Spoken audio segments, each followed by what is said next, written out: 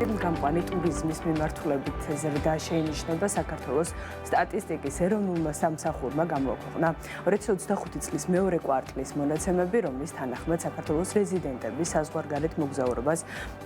ასახავს და ირკვევა, რომ ამ პერიოდში საქართველოდან საზღვარგარეთ 715,100 გასვლა დაფიქსირდა, რაც 2024 წლის ანალოგიურ პერიოდთან შედარებით 2.5%-იან ზრდას ასახავს. ამასთან ტურისტული ტიპის ვიზიტებმა 385,800 შეადგინა, რაც გასულ წელთან შედარებით 7.1%-ით გაზრდილი ტენდენცია. სანამ მესამე კვარტლის და მასთან ერთად მოგზაურობის მხრივ ყველაზე დატვირთული აგვისტოსთვის შედეგები რიცხვებში აისახება, მანამდე წინასწარ შედეგებს ინდუსტრიის ერთ-ერთი მსხვილი წარმომადგენლისგან მოვისმენთ სალომე ბერაია, პეგას ტურისტიკ საქართველოს და ასევე პეგას ტურისტიკ აზერბაიჯანის დირექტორი არის ჩვენთან ერთად და მასთან ერთად ვაჯამებთ გასულ სეზონს გამყვანი ტურიზმის მიმართულებით. სალომე, ძალიან დიდი მადლობა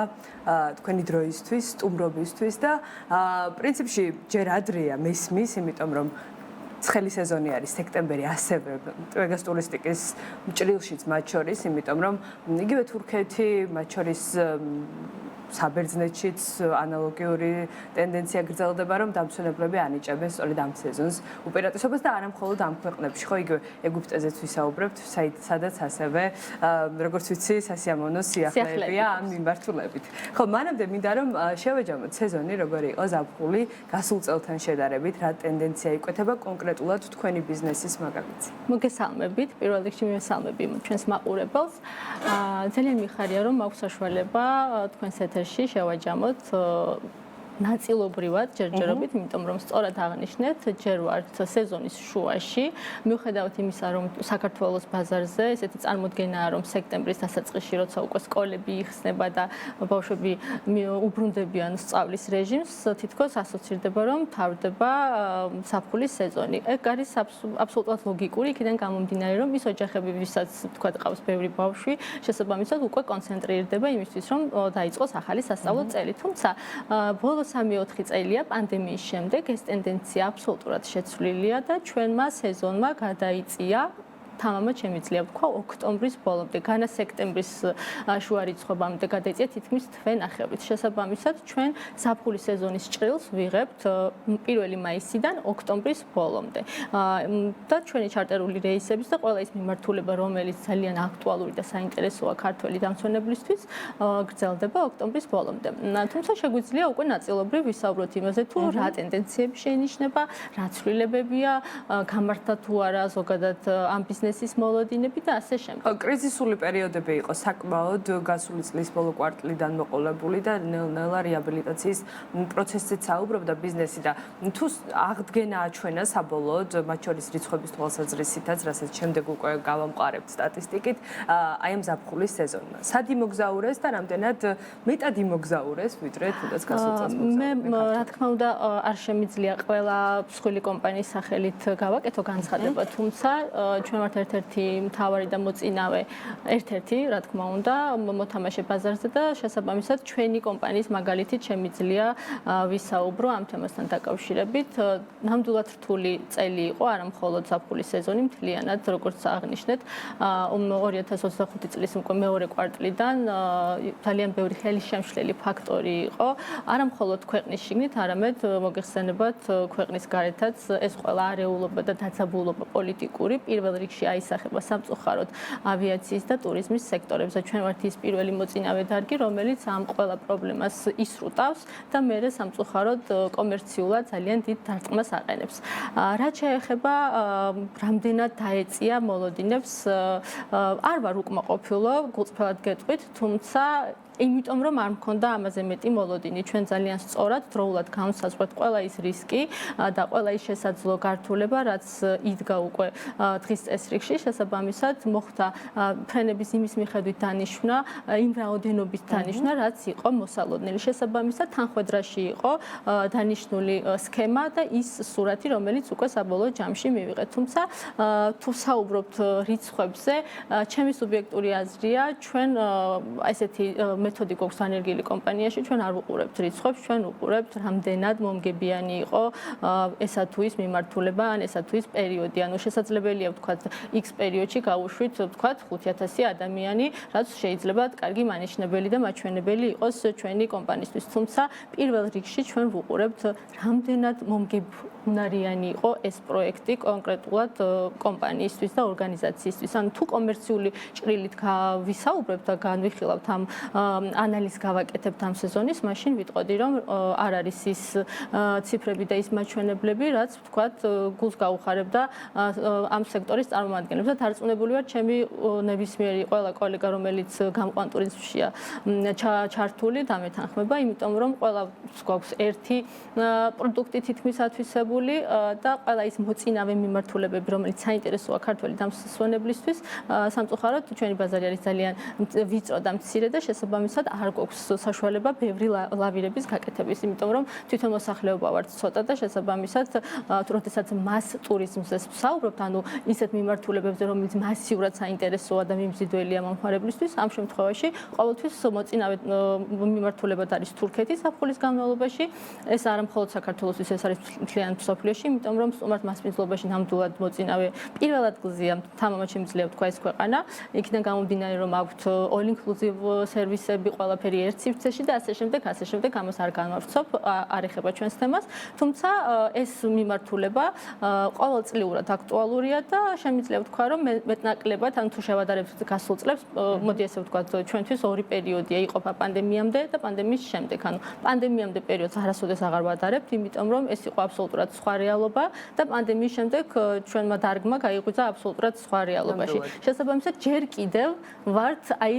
პანდემიამდე პერიოდის დაწევის რეჟიმში, სამწუხაროდ რეაბილიტაცია და სამწუხაროდ პანდემია არ გაჩერდა ჩვენთვის, იმიტომ რომ ყოველ წელს რაღაც ახალი პრობლემა იკვეთება, რაღაც ახალი გეოპოლიტიკური. პანდემიის მერე იყო ომები, აგერ ბოლოს ისრაელ-ირანის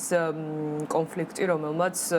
ასევე არანაკლები დარტყმა საკუთრებთ რეგიონულ ჭრილში, რა თქმა უნდა, პირდაპირ კავშირში იყო ეგვიპტის მიმართულებასთან, მიუხედავად იმისა, რომ არანაირი საფრთხე, არანაირი ვთქვათ, გართულება არ ყოფილა ამ მიმართულებით, მე მესმის ჩვენი მოსახლეობის, მე მესმის ადამიანების, რომლებიც უფრთხიან და არ სურთ ვთქვათ, თავიანთი მცირეწლოვანი ბავშვები ისეთ ადგილას გაუშვათ, სადაც ოდნავ მაინც შეიძლება საფრთხის ქვეშ დადგეს მათი სიცოცხლე. ამიტომ ჩვენ დროებით შეჩერებული გვქონდა საფრთხის განმავლობაში ეგვიპტის მიმართულებით ჩარტერული რეისები, თუმცა როგორც თქვენ აღნიშნეთ, უკვე ჩაეშვა გაყიდვებში 21 ნოემბრიდან ბრუნდება ეგვიპტეს მიმართულება საქართველოს ბაზარზე და ისევ ჩოულ რეჟიმში ქართულ დამსვენებელს ექნება საშუალება ზამთრის სუსხი და ცივი დღეები გაატაროს წითელი ზღვის მზიან სანაპიროზე. რა სიხშირით იქნება ეს ყველაფერი? ჩარტერულ რეისებზე არის საუბარი, რომელიც ალბათ კონკრეტულ დროებზე იქნება, ასე ვთქვათ, აწყობილი და როგორც ყოველთვის კვირაში ერთი რეისია, ყოველთვის კვირა დღეს დავფრინავდით, თუმცა ახლა პარასკევი დღით ჩავანაცვლეთ, იქიდან გამომდინარე, რომ თქვა შაბათ-კვირის ათვისებაც მოხდეს და ისევ იგივე რეჟიმში აბსოლუტურად არანაირი ცვლილებით, უბრალოდ ეს ზაფხული ჩვენთვისაც ადაპტაციისთვისაც კარგი იყო, რომ თქვა შევხედეთ, როგორი მოლოდინი ექნებოდა მომხმარებელს და მართლა მთელი საქართველო რეკავდა და კითხულობდა ეგვიპტის რეისებს, ყველა ელოდებოდა და უკვე ახალი წლის ჩავშნებიც კი შემოდის. სხვადასხვა მე მინდა ეს ამ ტენდენციაზეც გავამახვილო ყურადღება, ძალიან მიხარია, იმიტომ რომ სადღაც 10 წლის წინ, როდესაც თქვენ ისევ თქვენს ეთერში ყველას მოუწოდებდი, რომ ნაადრევი ჩავშნები არსებობს და ეს ნამდვილია და ეს არ არის Black Friday, რომ ყველას ვთხოვდი, რომ ისარგებლეთ ამით, საერთოდ არავის არ ესმოდა, ოჯახის წევრებსაც არ ესმოდათ, ანუ არ ითვალისწინებდნენ ჩემს არანაირ რჩევას. თუმცა ეხლა ვხედავ, რომ იმდენად მოიკიდა ფეხი ამ ადრეული ჯავშნების კულტურამ და ხალხი დარწმუნდა იმაში, რომ ეს არ არის ტყუილი, ეს არ არის სატყუარა და ეს არის რეალური ფასდაკლება, რომელიც საშუალებას გაძლევთ 40-45%-ით მინიმუმ დაზოგოთ თქვენი ბიუჯეტი, რაც უფრო ადრე შეიძენთ ამ შემთხვევაში ტურპაკეტებს, აი როგორც აღნიშნე, უკვე ახალი წლის ჯავშნები შემოგვდის ძალიან აქტიურად. და პრინციპში ეგვიპტე არის მიმართულება, რომელიც 4-ვე სეზონზე არ გავგავს აქტუალობას. აი რა ბუსტს ელოდებით აქედან ბიზნესს? უმჯობესი, რა ეფექტს გამომდინარე იქიდან, რომ მათ შორის საუბრობდით იმ დანაკარგზე, შესაძლო ვარდნაზეც ამ მიმართულებაზე, როდესაც შეჩერდა ჩარტერული რეისები. სამი თვე ჩავარდნა იყო ფაქტურად. ახლა ასე ვთქვათ, რა ეფექტი ექნება მათ შორის წინასწარი სტატისტიკაც თუ უკვე არსებობს გარკვეულწილად ჩავშნდება. რამე განსაკუთრებული გადამეტებას არ ველით. თავარია ზუსტად იგივე სიხშირით და ზუსტად იგივე სიძლიერით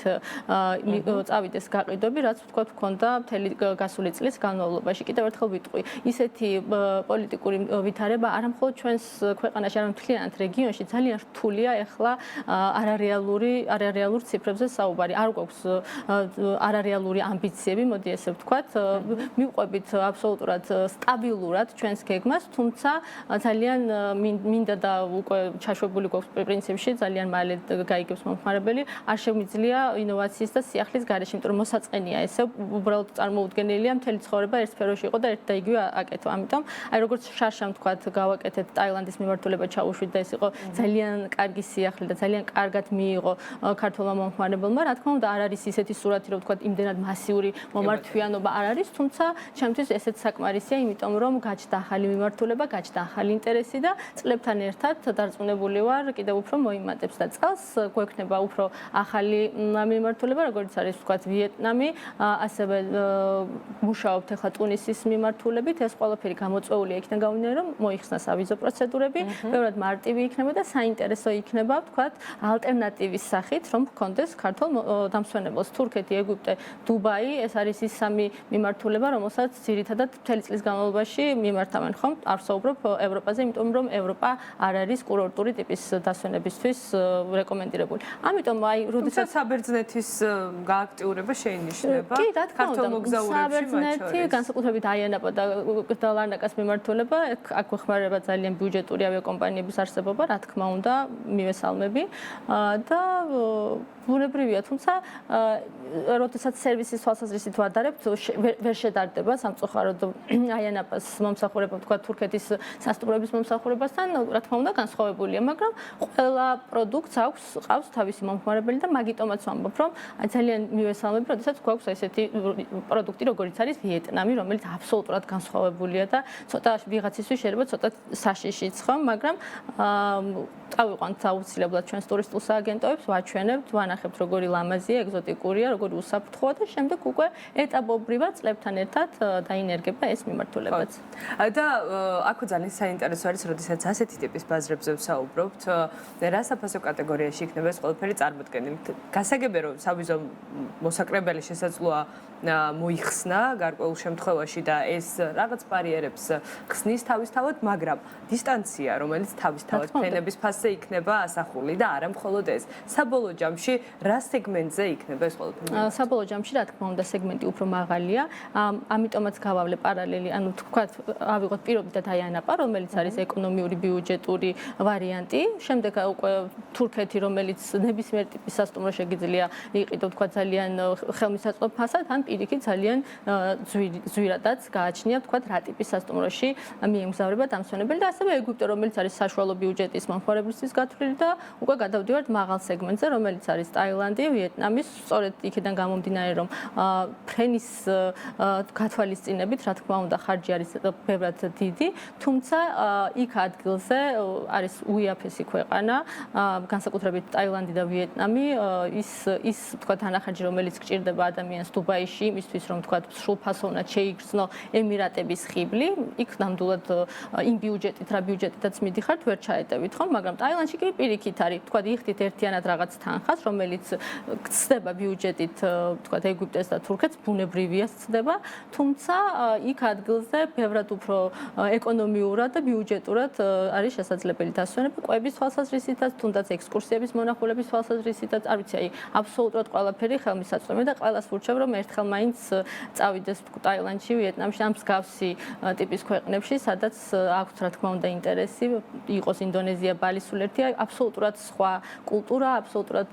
სხვა ხედვებია, სხვანაირი გარემოა, ყველა ძალიან ბედნიერია, მიუხედავად სიღარიბისა, განსაკუთრებით მე მოვიხიბლე ზანზიბარში, აფრიკაში, ტანზანიაში ვიყავით ვიზიტით, სამსახურებრივი ვიზიტით და ის სულ ყველა შეწუხებულები ვიყავით ფრენით, გადავიღალეთ და აი ადამიანები, რომლებსაც საერთოდ არაფერი არ აქვთ, საარსებო მინიმუმზე აქვს საუბარი ტელევიზორზე, ნუ ტექნიკა საერთოდ არ გააჩნიათ, არც იციან iPhone 17 გამოდის ახლა თუ 27 შესაბამისად, ამ ხალხის ეს ბედნიერი მუხტი და პოზიტივი იმდენად კარგად აისახება მე თუნდაც ჩვენს შრომის უნარიანობაზე, ჩვენს мотиваციაზე, ამიტომ არ ვიცი, ეს არის ისეთი სფერო, სადაც ყველას ალბათ აქვს ეს მუხტი, რომ თქვა ერთხელ მაინც წელიწადში იმოგზაუროს და მაგიტომაც ვდებთ ამდენ შრომას, რომ ამდენი ადამიანი გაბედნიერდეს და მე ეს ძალიან დადებითი უკავშირები რომ მოდის, ეს არის ჩვენთვის რა თქმა უნდა мотиваცია. რამდენად გიწყობენ ხელს და ყვებიან აი სიახლეების დანერგვაში ქართული ტურისტული კომპანიები? ძალიან და რა მათ შორის ინდივიდუალური ჯგუფური ტურების თვალსაზრისით და რამდენად ცდილობენ რომ რაღაცნაირად ვარიაციები შესთავაზონ და გადმოიღონ აი თუნდაც ეს ინოვაცია, რაც პეგას ტურისტიკი ახალი მიმართულებების ჭრილში ვაზარზე. ანუ მე თამამად შემიძლია ვთქვა, ბოლო 2 წელია სხვა ბაზრებზეც მუშაობთ, როგორც აღნიშნეთ დასაწყისში. აზერბაიჯანი. არა მხოლოდ აზერბაიჯანი, ყაზახეთი, თურქმენეთი, სომხეთი, მოკლედ ეს ჩვენი რეგიონი ამიერკავკასია, პეგას მთლიანად ათვისებული აქვს და შესაბამისად საქართველოს აირჩიეს რაღაც ესე ჰაბად, ქუდად და ჩვენი გუნდი, მათ შორის მეც რა თქმა უნდა, ვართ ყველანაირად ჩართული ამ სხვა ბაზრებზეც და მინდათ პარალელი, სასიამოვნო პარალელი გავავლო და ვარ სასიამოვნოდ გაოცებული, თუ რამდენად წინ არის ქართული სააგენტოები და ზოგადად საქართველოს განვითარების კუთხით